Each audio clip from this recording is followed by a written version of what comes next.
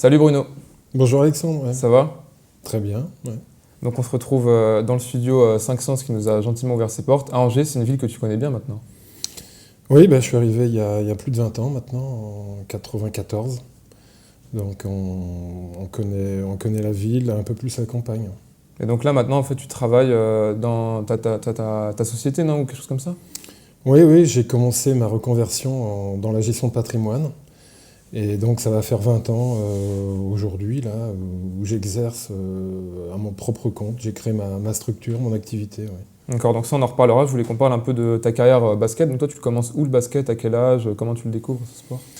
Je découvre, j'ai commencé par jouer au football, hein, un petit peu comme tout le Comme monde tout le monde. au départ, parce que j'étais un des meilleurs de mon quartier. Et j'ai vite et rapidement compris que c'était pas fait pour moi. Donc j'ai tout essayé pourtant. J'ai joué avant-centre, j'ai joué gardien, mais il y avait cette équipe et je restais scotché dans l'équipe 6.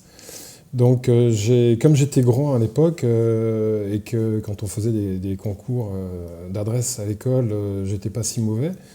Donc je me suis inscrit à Saint-Brieuc dans le club Ouais, ça s'est fait phare. assez naturellement, quoi, en fait. Parce que Assez t'étais grand. naturellement, j'aimais les sports collectifs. D'accord. Et puis j'étais plus grand que les autres et pas maladroit. Donc tu commences à quel âge à Saint-Brieuc? J'ai commencé à 11 ans, 11 en ans? Benjamin, première année. Benjamin. Voilà. Et là, t'avais pas pour ambition d'être pro, tu faisais ça comme ça. Absolument pas, non, Ouais. c'était le plaisir. Du coup, c'est venu comment après, t'as gravi les échelons un par un à Saint-Brieuc? Très vite, parce que comme j'étais grand et j'ai fait des stages départementaux Ouais, les très sélections, rapidement. ça. Et puis les sélections se sont enchaînées en équipe départementale, équipe régionale. Et puis après, en fait, c'est un engrenage. Hmm. Donc on ne part pas dans l'idée en se disant je vais être pro un jour. D'ailleurs à l'époque il n'y avait même pas de professionnel. Donc petit à petit j'espérais jouer en équipe première, mais ça c'est arrivé quand j'avais 14-15 ans. Et donc là, elle était en quoi l'équipe première? À À l'époque, l'équipe c'était quoi? première, je jouais à un bon niveau. À l'époque il y avait donc une nationale 1 et il y avait deux poules de nationale 2. Ah oui. Et nous on était dans la poule du Nord et on jouait avec Saint-Brieuc le haut du classement. Et là, Donc, t'avais 15 ans, alors j'ai joué en équipe première à 16 ans. 16 ans. La première année, j'ai pas beaucoup joué. Et Mm. puis à partir de 17 ans, j'ai commencé à jouer plutôt pas mal. Ouais, tu restes quelques temps dans ce club. Après, même tes stats, elles augmentent assez. Je crois que tu passes de 2 points de moyenne à même plus de 20 points de moyenne. T'as pas mal progressé dans ce club. Enfin, même t'as Ah beaucoup oui, progressé. bien sûr. Oui, j'avais la chance de jouer dans un club de bon niveau, de pouvoir continuer mes études, puisqu'encore une fois, on n'était pas professionnel. À l'âge de 16 ans, puisque j'étais en équipe de France Cadet, j'avais été contacté par des centres de formation. Oui. Il y avait Tours et puis Antibes à l'époque, et j'avais refusé, ça me faisait un petit peu peur. J'avais toujours mon grand-père qui me rappelait qu'il fallait penser aux études en priorité. Et j'ai pas voulu partir, et finalement je regrette pas ce choix. Ouais, donc là, j'ai une photo. Donc il y a un peu de mauvaise qualité, mais on voit quand même. C'était où ça? Tu peux nous en parler un peu? Ça c'était à Saint-Brieuc, oui, je dois avoir 17-18 ans, 18 ans ou 19 ans, je sais plus trop. Ouais. Je joue en équipe première et puis ce sont mes meilleures années. Hein, quand tu commences à prendre du temps de jeu dans l'équipe, que tu es le petit chouchou du public parce que tu es le petit genou et que l'équipe tourne bien parce qu'on gagnait des matchs. On a failli même monter en National 1. On était à la lutte avec Denain, avec Chaland à l'époque. Denain où jouait d'ailleurs Tony Parker. Père. Oui, le père. Le père qui était un type formidable, qui l'est toujours d'ailleurs, c'était l'américain de service, et c'était un type qui était clean sur le terrain, on se revoit toujours avec grand plaisir, Ah oui. et on refait le monde de ces années 80 où on défendait l'un sur l'autre. Et donc après, tu te diriges à Paris. Oui, alors je quitte Saint-Brieuc pour faire mon service militaire. Au bataillon de Joinville à Fontainebleau, et puis je signe au Racing Club de France. Donc j'arrive dans un nouveau club en National 1 tout en faisant le service militaire. Du coup, ça se passait comment? Comment s'était organisé les semaines? Alors j'arrivais le lundi à la caserne, et puis André Buffière, qui était le manager général à l'époque, appelait pour que je sois libéré le plus vite possible. Donc je partais parfois le mardi, parfois le mercredi. Et parfois en fin de semaine, ou parfois pas du tout, quand on est parti au championnat du monde militaire, on est parti 15 jours, donc pendant ce temps-là, je ne jouais pas dans l'équipe, donc mon incorporation était très difficile dans l'équipe. On était 10, il y avait beaucoup de concurrence, il y avait, parmi les joueurs, il y avait Georges Eddy par exemple, Oui. on jouait à la même place, d'ailier shooter. Et donc ça a été une saison ratée parce que j'étais pas souvent là, et puis quand j'étais là, j'étais un petit peu fatigué avec les déplacements, se lever tôt, se lever tard. Ouais, la mauvaise intégration, ou en tout cas difficile, c'est ressenti sur le terrain. Ouais. C'était une époque où je faisais partie des équipes de France junior et même senior à prime, mais la première année était difficile. D'accord. Donc j'ai quitté Paris. Oui, tu quittes Paris, tu retournes un peu plus dans ta région en fait. Je retourne dans ma région, je retrouve l'entraîneur que j'avais à Saint-Brieuc. Tu vas à Lorient. Voilà. Là, c'était en quel niveau? Pro A. Là, à ce moment-là, on est devenu, quand j'ai signé en fait à Paris, en fait, le basket est devenu professionnel. J'ai eu un agent qui était Didier Rose, que tout le monde connaît, enfin que les anciens connaissent, puisque c'est lui qui avait les meilleurs joueurs français et puis qui est un petit peu à l'origine, malheureusement, de la déroute financière de Limoges. Et donc il a quand même mis en place les contrats professionnels à partir de ces années-là. Et donc quand j'ai signé à Lorient, l'équipe est en Pro A et à un niveau plutôt correct, avec des moyens limités, mais là, tu as joué 2 ans, tu as fait 2 bonnes saisons. Là. Je vois que tu étais à 15 points, 13 points de moyenne. Oui, j'ai repris confiance complètement. J'avais du temps de jeu. J'étais en pleine confiance, dans une équipe sympa. Tu avais plus de temps de jeu à Lorient qu'à Paris? Ah oui, bien sûr. Oui. Ouais. Et tu penses que c'est important, ça, d'avoir du temps de jeu pour progresser? Surtout quand on est un ailier shooter, comme je l'étais, il faut avoir confiance dans le coach, il faut avoir du temps de jeu pour pouvoir se libérer. Et puis à cette époque-là, c'était le cas, mais c'était un autre basket aussi, où le ballon circulait beaucoup plus, où on préparait une attaque pour un shooter, ce qui ne se fait plus aujourd'hui.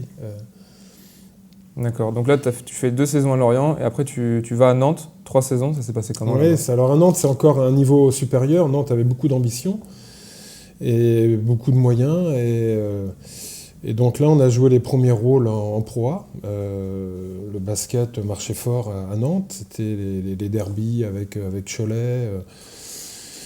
On était bien sûr encore en dessous Pau et Limoges, mais on rivalisait avec eux. Je crois que ce sont des années très très bonnes, où je suis arrivé, où j'ai atteint probablement un de mes meilleurs niveaux. C'est une volonté un peu de rester dans cette région ouest, ou ça s'est fait naturellement? Ça s'est fait naturellement, puis c'est plutôt rassurant quand on connaît l'environnement. Et puis, je crois aussi que les entraîneurs, à l'époque, recrutaient beaucoup les joueurs qu'ils connaissaient dans la région. Et en fait, l'entraîneur de Nantes, c'est celui de Lorient qui m'a accompagné. Ah oui, encore une fois. Et encore une fois, que j'ai eu pendant une dizaine d'années. Donc, il y a eu un vrai lien qui s'est créé entre vous. Oui. Il y a eu un lien qui s'est créé, qui n'est pas toujours très très bon, parce que ça ne s'est pas très bien terminé au final. Mais je ne regrette pas les bonnes années qu'on a pu passer ensemble. Donc là, j'ai une autre photo. Tu peux nous en parler un peu? C'était où ça? Ça, c'était à Limoges. Juste après Nantes? Nantes a eu des problèmes financiers, donc le club a déposé le bilan, donc j'ai quitté le club. Et donc je signe à Limoges, Limoges qui jouait le titre à l'époque. Donc ça a été un vrai changement, parce que je suis devenu professionnel à temps complet, alors qu'auparavant, étant maître auxiliaire en éducation physique, j'enseignais dans des écoles et je pouvais partager mon temps entre le basket et l'enseignement, alors que quand je suis arrivé à Limoges, j'étais basketteur à 100%, ce qui paraît évident aujourd'hui, mais il faut se remettre dans le contexte de l'époque, ça fait 25 ans. Et voilà, donc ça a été une année très particulière. Particulière notamment avec cette photo que j'ai là. Tu nous la commentes un peu? Oui, ça c'était donc l'Open McDonald's à Bercy, où on a eu la chance de rencontrer les Lakers. C'est la première fois qu'une équipe NBA venait se produire en France. Et donc ça a été vraiment un très très bon souvenir, surtout face à Magic Johnson, que tout le monde admirait à l'époque, bien sûr, encore aujourd'hui, je dirais. Avec Michael Jordan, c'est vraiment les deux joueurs qui nous ont marqués au cours des années 80. Et c'était un joueur sympa en plus. Il avait toujours le sourire, c'était un altruiste sur le terrain qui était talentueux, mais qui savait mettre en valeur les autres joueurs. Il y a des choses là, comme ça, des souvenirs qui te reviennent quand tu vois cette photo là, qui t'ont marqué sur le jeu de Johnson ou même Jordan? Jordan, moi, je n'ai pas joué contre lui. Oui, tu l'as vu, parce que lui, il jouait contre Paris, je crois, non? Il est venu 2 ou 3 ans après, oui. Oui. Ouais, il est venu avec, je crois, individuellement, il me semble qu'il était venu. Ouais. Il n'était pas venu avec les Chicago Bulls. Mais Magic, c'était quelques jours avant qu'il annonce sa séropositivité. Oui. Donc, c'est quelque chose qui avait marqué le monde entier, en fait, le fait qu'il l'annonce.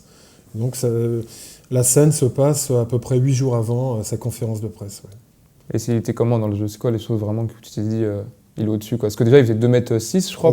Là, il faisait ce qu'il voulait du ballon. Ouais. Moi, là, je fais semblant de défendre, mais en fait, on ne pouvait pas l'empêcher de marquer. Et puis, de toute façon, il était là pour faire le spectacle. Enfin, c'était un match où nous, on s'est accrochés comme on a pu. Mais bon, on n'était pas à la hauteur. Ouais. Et c'est là tu t'es vraiment rendu compte de la différence de niveau énorme entre la France, même l'Europe à l'époque, et la NBA? Alors bien sûr, oui, c'était pas comparable. Le niveau physique des joueurs, c'est surtout le physique qui est impressionnant. Surtout le physique. Il y avait dans l'équipe, il y avait Vlade Divac, il y avait Byron Scott, entre autres. C'était vraiment un niveau au-dessus, quoi.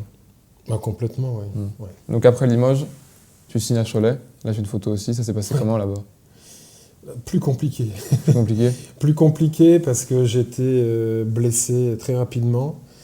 Et puis pour le public, j'étais le joueur qui remplaçait l'icône du club, à savoir Grelin Werner.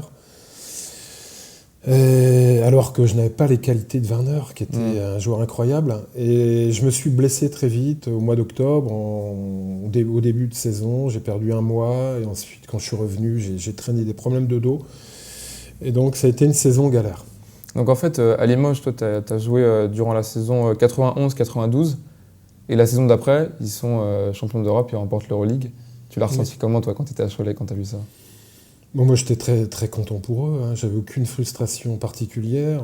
J'ai quitté le club parce que l'entraîneur trouvait que je n'avais peut-être pas le niveau. L'entraîneur qui était Bozidar Maljković? Oui. Bon, ce sont des choix de coach. Alors, sur le moment, c'est toujours un peu difficile, mais je respecte son choix. Alors moi, c'est vrai que l'année à Limoges n'avait pas été une aussi mauvaise année que cela, puisque j'ai fini le joueur le plus adroit à 3 points de la Ligue. En même temps, c'est toujours plus facile d'être adroit quand à côté de soi, on a des Ostrowski, Daiquiri, Forte, Michael Brooks qui monopolisent le ballon. Donc j'avais plus d'espace pour tirer et c'était relativement facile après. Mais j'avais fait une saison plutôt correcte, avec un temps de jeu qui devait être de 20 minutes, je crois, en moyenne. Mais Maljković ne m'a pas fait jouer les playoffs parce que j'ai voulu assister à l'accouchement de mon fils. Et ça, il n'a pas supporté. Voilà. Pour lui, c'était inconcevable qu'un basketteur passe du temps, ou perde son temps, je dirais, à vouloir assister à l'accouchement de ses enfants. Et tu penses que ça a été décisif pour lui, pour ne pas te garder? J'en suis persuadé. J'y ai pas cru pendant très longtemps. Je pensais que c'était pour d'autres raisons. Mais nous en avons rediscuté ensemble au jubilé de Fred Forte, donc 15 ans après, ou 13 ans, je ne sais plus. Et il m'a avoué sincèrement que c'était la vraie raison. Oui. Et qu'aujourd'hui, il comprenait la philosophie française, qui ne le reproduirait pas, mais qu'à l'époque, et dans la philosophie serbe, c'était pour lui inconcevable. Donc, tu as été coaché par Bozidar Maljković. Tu t'en retiens quoi? Parce qu'il a une réputation assez dure, quoi. On dit que c'est quand même quelqu'un qui fait morfler à l'entraînement. Oui, c'était un personnage atypique. Il m'a beaucoup marqué. Parce qu'il ne parlait jamais à ses joueurs. On avait donc un traducteur. Donc il roulait les airs quand il s'adressait à nous. Et donc ça nous créait une situation de stress en permanence. Ça allait à l'encontre des bonnes pratiques qu'on essayait de respecter, à savoir un entraînement programmé, avec des arrêts pour boire. Avec lui, c'était simple, il fallait toujours être à fond. Voilà. Et on n'avait pas le droit de boire pendant les entraînements, donc il fallait être à 100% pour chacun des exercices. Quand on tombait malencontreusement, il fallait qu'on se relève en moins d'une seconde. Et les entraînements étaient très très très durs. Mais ça a été une expérience C'était bénéfique. Extraordinaire. Difficile au début, parce que quand on se lève le matin, on sent plus ses jambes, on a 2 bâtons. Mais les matchs étaient plus faciles que les entraînements. Et puis ensuite, on en tire énormément de choses, parce qu'il nous parlait, même s'il ne nous parlait jamais individuellement, il nous parlait au cours de réunions qu'on pouvait avoir avant les matchs ou après les matchs, au cours de débriefing, et il nous racontait en permanence des anecdotes qu'il avait eues dans les clubs qu'il avait coachés en Serbie, en Espagne. Et moi j'en retiens énormément de choses. C'est le meilleur coach que tu as eu ? Probablement, même si c'était un coach qu'il ne faut pas avoir sur une longue période, parce qu'il est usant et au bout d'un moment, le corps ne peut plus fournir.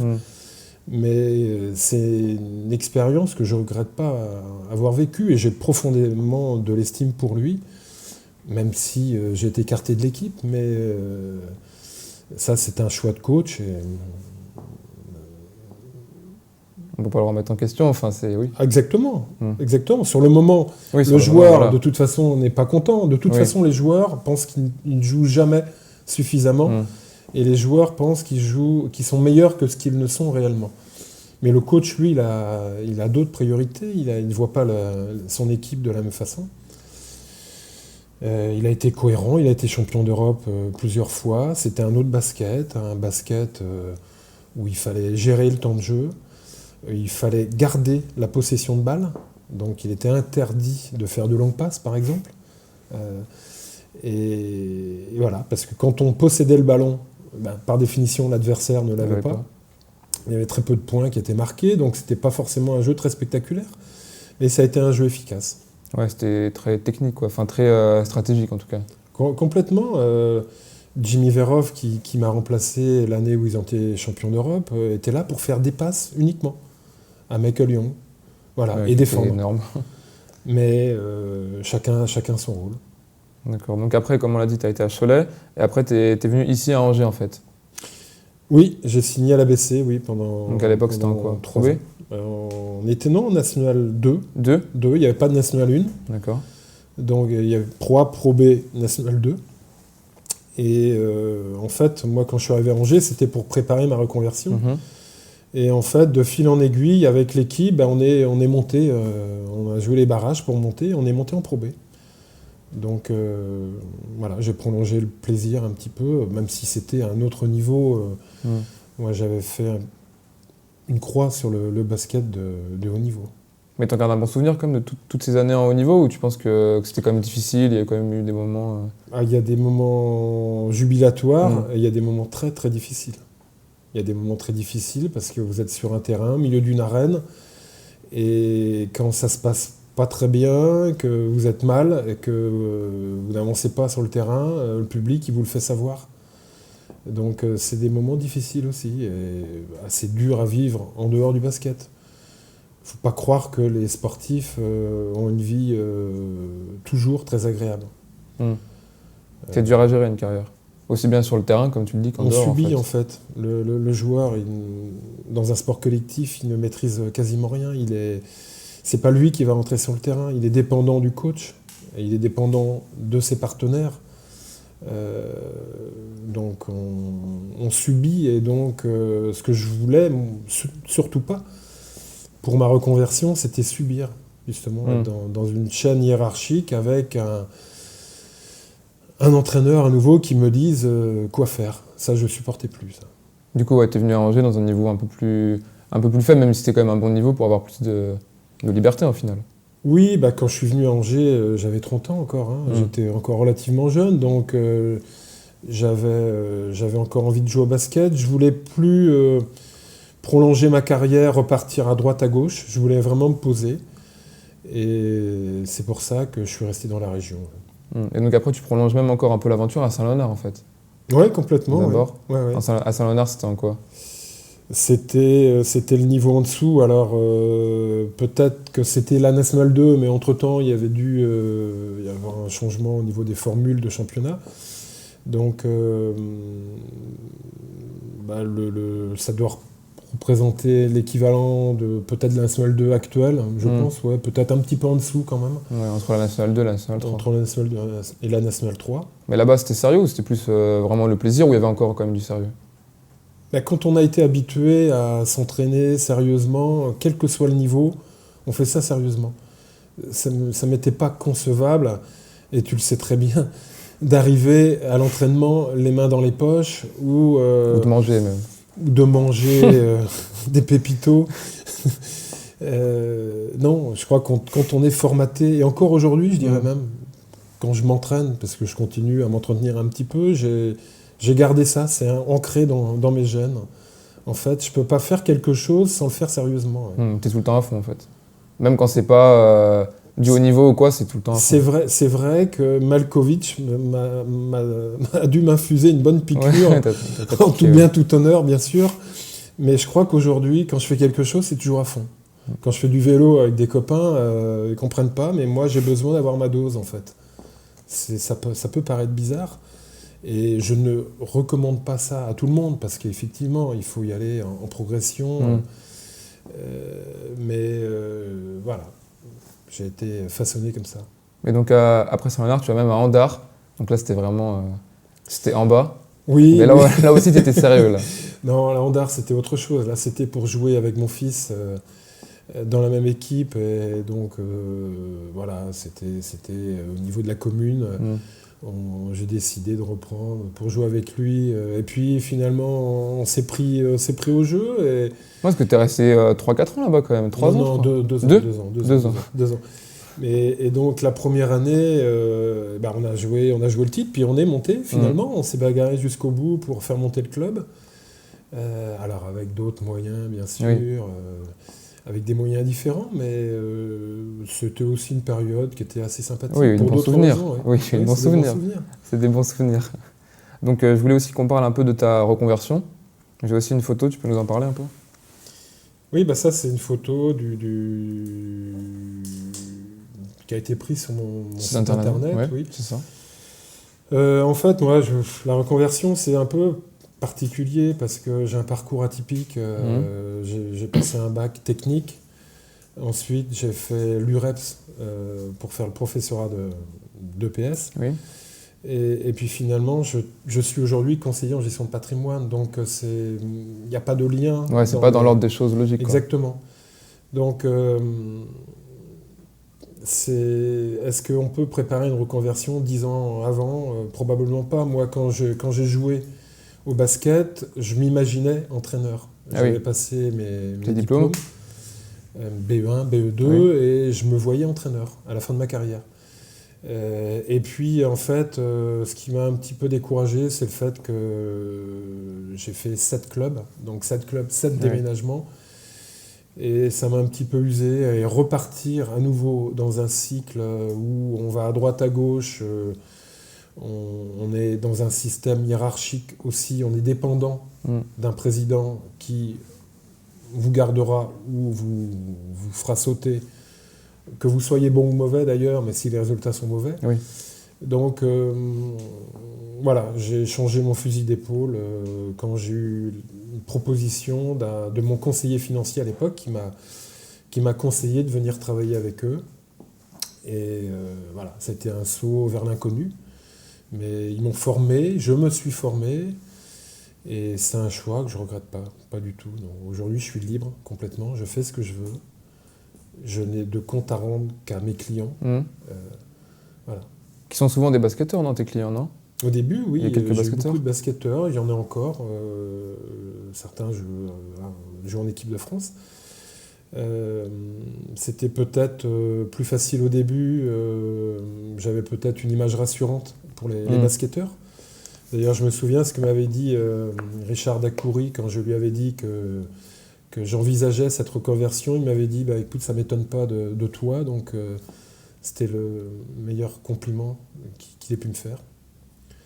Je voulais qu'on parle aussi un peu de l'évolution du jeu, parce que toi, tu fais partie maintenant plus de l'ancienne génération, on va dire. Et du coup, toi, tu as bien vu cette évolution, quoi. Tu la trouves comment? Comment tu la décrirais, cette évolution? De quand tu as, pas forcément tous tes débuts, mais quand tu as été pro jusqu'à aujourd'hui, quasiment, quoi. Oui, tout a changé. Tout a changé. Partout? Déjà, les tenues, on avait des shorts qui étaient moulants, des tenues moulantes.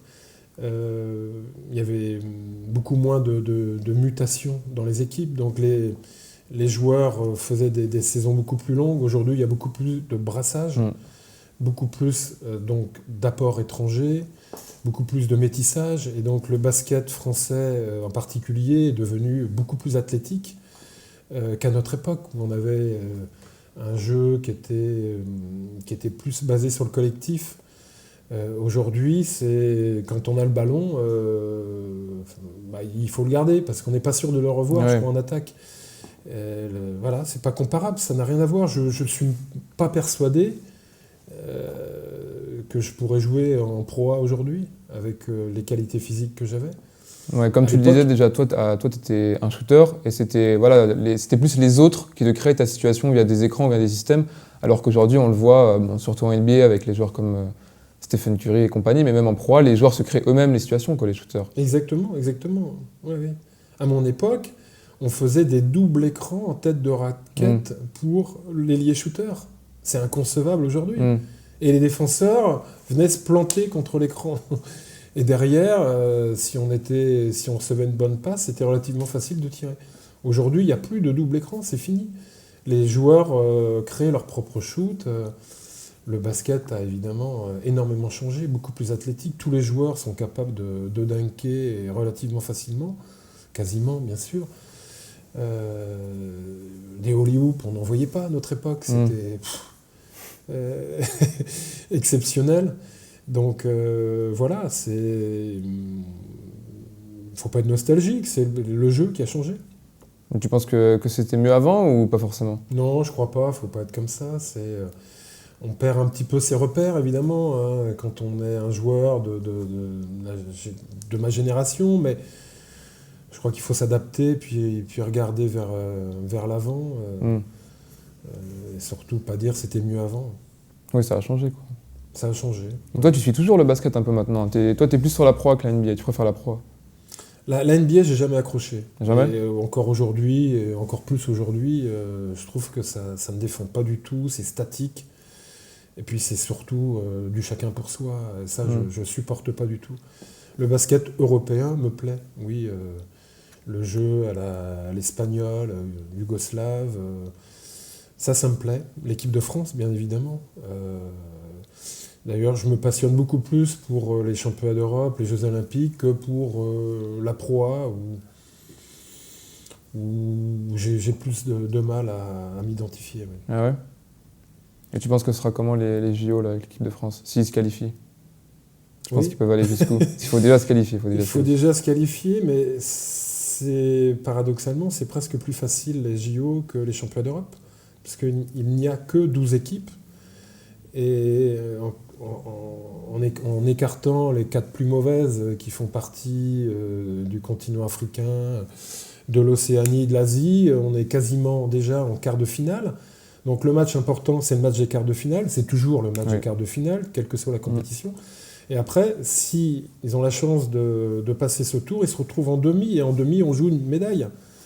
Donc ça peut très bien sourire. Et ça serait une consécration pour Tony Parker, qui a été quasi irréprochable depuis qu'il est en équipe de France. Et puis Boris Diaw, bien évidemment, Florent Pietrus, pour tous ces joueurs. Ce qui est bien, c'est qu'il y a un relais maintenant dans l'équipe, là, avec De Colo, qui a pris le leadership et qui est vraiment très intéressant. Et bien sûr, il y a Gobert qui lui, il monte en puissance chaque année. Batum, donc il y a une transition qui va s'effectuer. Je pense aussi à Thomas Hurtel, qui est pourtant peut-être un joueur de l'ancienne époque. C'est vrai, quand on le voit jouer... mais il a des qualités assez exceptionnelles et lui aussi apporte énormément. On l'avait bien vu contre l'Espagne, Ouais, au le championnat shoot. du monde. À 3 points. Tu penses que l'or, c'est possible, hein, la médaille d'or? Médaille JO. d'or, il faudra battre les Américains, donc C'est bon, impossible. ça sera difficile, à moins de les enfermer dans les vestiaires. Bon, on peut toujours rêver, mais quoique, on sait pas, on sait jamais. On avait titillé à Sydney, Ouais. les Français avaient titillé les Américains, alors pourquoi pas? Sur un match, tout est possible. Sur un match, tout est possible, tout est possible. D'accord. Et là, la proie, tu suis quand même un peu. Bah, d'ailleurs, tu as un très bon ami à toi, Philippe Hervé, Oui. qui a pris l'équipe de Cholet. Et tu penses que c'est un bon choix, Cholet? Bah pour lui, oui, je pense que c'est un bon choix, ça va le relancer. Il y a un très bon centre de formation à Cholet. Il a pu faire le recrutement Lui-même? alors qu'il lui a été imposé à Limoges l'année dernière, et ce qui a créé plein de problèmes. Donc je pense qu'avec des moyens limités, je pense qu'ils vont faire une très bonne saison, Cholet, l'an prochain. Il sait où il va, il a fait un recrutement judicieux, et ils finiront dans la première partie du classement. Tu as suivi un peu les finales là, cette année de la LNB? Enfin, de la proie? Oui, j'ai vu la finale. 4e défaite de Vincent Collet. Ouais, c'est dommage, bien sûr, parce qu'il ne le mérite pas. Il a des qualités. C'est probablement le meilleur coach en France ces dernières années. Mais bon, il a manqué quelque chose. Voilà, parfois on a la poisse. Ça a été le cas de Greg Boniou aussi pendant très longtemps à Villeurbanne. Ouais. Tu penses que Vincent Collet il a sa place en équipe de France? Enfin, faut qu'il reste, je veux dire. Parce qu'on parle par exemple de Pascal Donadieu pour le remplacer là. Donc tu penses que voilà, Vincent Collet, il faut encore qu'il reste en équipe de France? Ça, je sais pas. Bon, ça c'est encore un autre sujet. Je suis pas capable de juger les gens. Il faut être dans le groupe, à l'intérieur, pour savoir quel est le discours. Est-ce que les gens sont usés? Est-ce que le discours passe encore? Moi, je pense que la transition ne sera pas si difficile après Tony, et qu'il y a encore de belles années à venir derrière, avec Vincent ou avec un autre. Mais Vincent a toutes les qualités, c'est évident. Il a ramené beaucoup de médailles, hein. Il a fait beaucoup. Bien sûr. Il a fait beaucoup. Bien sûr, il a fait beaucoup. Et puis, même s'il y avait de bons joueurs, il faut quand même leur permettre de jouer ensemble. Il faut gérer un groupe. Un entraîneur, c'est pas un sélectionneur qui va prendre les meilleurs joueurs dans leur positionnement. Il faut qu'ils prennent le meilleur groupe. Oui, pas forcément les meilleurs joueurs, mais les joueurs qui sont capables de travailler entre eux et de créer un bon jeu. Exactement. Il faut aussi prendre des joueurs qui acceptent de moins jouer et qui ne créeront pas de problème dans le groupe. Ouais, je vois des joueurs qui, voilà, sur 5 minutes, sont capables d'être décisifs, quoi, qui savent déjà à quoi s'attendre. Bien sûr. Donc, tu nous parlais un peu de Tony Parker, là, tu l'as cité. C'est pas le premier joueur français à être allé en NBA, mais c'est un des premiers, et surtout un des premiers joueurs français à avoir marqué l'histoire de la NBA, et qui était à la base plutôt fermé à l'Europe, même s'il y a un joueur, Drazen Petrovic, qui a réussi à y aller et qui a plus que marqué cette ligue. Tu peux un peu nous parler de ce joueur? Oui, je crois qu'il avait eu des difficultés au départ quand il est arrivé, mais ensuite il a explosé complètement. Qu'il avait signé à Portland, et ensuite il a été transféré à New Jersey, et ça s'était très très bien passé. C'était un joueur en Europe qui était avant-gardiste, il avait un jeu absolument incroyable. Tu as joué contre lui? J'ai joué plusieurs fois contre lui, oui, puisqu'on est à peu près de la même génération. Il était un petit peu plus jeune que moi, et il avait 2 ans de moins que moi. Donc on s'est retrouvés en sélection cadet, junior, et puis équipe de France A également, à jouer l'un contre l'autre. J'ai même fait les Universiades à Zagreb contre lui aussi également. Et c'était un joueur extraordinaire. Il faisait ce qu'il voulait. C'était un magicien. Il a marqué notre génération de joueurs. Et il avait un tempérament. Il faisait 500 shoots le matin avant d'aller à l'école. C'était un truc de fou, quoi. Il avait une volonté féroce. C'était un joueur qui n'était pas toujours très correct sur le terrain. Alors qu'il avait du talent, et il était aussi vicieux. Il n'en avait pas forcément besoin, mais c'était peut-être dans ses gènes. Et malheureusement, bon, il est disparu. Il a disparu tragiquement dans un tragiquement, accident de la circulation. Ouais. Donc, toi, tu as joué contre Magic Johnson, Drazen Petrovic, c'est quand même des très très grands noms du basket. C'est quel le joueur ou les joueurs qui t'ont vraiment le plus marqué dont tu te souviens, quoi, comme ça, direct, dès qu'on te pose la question, tu te dis c'est lui. Il y en a un particulièrement? Bah, Petrovic, oui. Petrovic? Oui, Petrovic, oui. Il était vraiment au-dessus. Il t'a plus marqué que Johnson? Ouais, Johnson, c'était sur un match, alors que Petrovic, plusieurs on s'est rencontres. suivi sur plusieurs années. On a joué l'un contre l'autre et j'ai même fait de très bons matchs contre lui. C'était un joueur qui mettait plus de 50 points par match. Il était non seulement marqueur, mais passeur également. Il jouait avec Vrankovic, avec Divac. Ils étaient d'ailleurs très très bons amis avec Divac. Jusqu'à ce que la guerre des Balkans éclate, où là, ils ne se sont plus parlé. Et ça a été un drame. Ça a été un drame pour eux. Et d'ailleurs, au cours d'un reportage, Divac, on avait reparlé dernièrement. J'avais été très touché par leur relation qui, malheureusement, s'était terminée à cause de la guerre. Et lui était revenu au cimetière en Croatie, alors qu'il y avait eu 100 000 personnes, je crois, à son enterrement. Enfin, c'était un deuil national. 100 000 personnes. Ouais, c'était une figure, quoi. C'était une figure, c'était un génie. On l'appelait Mozart, je crois. Oui, c'est ça, Mozart. Ça veut tout dire. Ouais. Donc, tu nous parles un peu de l'équipe de France. Tu nous as ramené quelques maillots. On va les commenter ensemble. Déjà, il y a celui-là. Donc, ça, c'est l'équipe de France, ça aussi. Oui, bah écoute, je sais plus, c'est un maillot junior A'. Voilà, donc, puisque j'ai eu la chance de faire partie de beaucoup de catégories, cadet, junior, A, universitaire, militaire. Ça doit être dans les années 80, 84, je crois. Ouais, le style a bien changé depuis. Le style a changé. Les rayures comme ça, mais c'est bien, ça fait bien équipe de France. Hein. Donc il y a d'autres maillots encore. Ah, celui-ci, c'est encore plus vieux. Je pense que ça, c'est un maillot d'équipe de France junior, je pense. On avait un bel écusson. Ouais. C'était sympa. Numéro 7, toujours ton numéro? Ça a toujours été le numéro 7 ça a été très souvent le numéro 7, oui. Il y a une signification ou c'était un peu comme ça? Bon, ça s'est fait au début. Porte-bonheur, un petit peu comme tous les basketteurs, ouais. Là, il y a un autre maillot. Ouais, donc voilà, justement, celui-là, c'est un t-shirt de l'Open McDonald's. Oui, ça, j'ai retrouvé dans la caisse, là, tout à l'heure, avant de venir. Je ne l'ai jamais mis. Donc c'est un maillot pour l'événement du match contre les Lakers. Voilà. Donc c'était le 19 octobre 91. 91. À Bercy. Encore d'autres maillots. Celui-là. Un bleu. Alors celui-là, c'est quoi? C'est l'équipe de France, ça? Non, ça, c'est un maillot d'un joueur russe, hein, bien sûr. Un joueur russe? C'était l'Union soviétique à l'époque. Ah oui. Et donc, on s'échangeait les maillots à la fin de compétition. Alors voilà, je l'ai amené parce que c'est vrai que là, ça fait vraiment, vraiment une autre époque. Hein. C'était il y a pratiquement 35 ans. Tu te rappelles du joueur ou pas du tout? Non, franchement. Tu te rappelles pas? Non.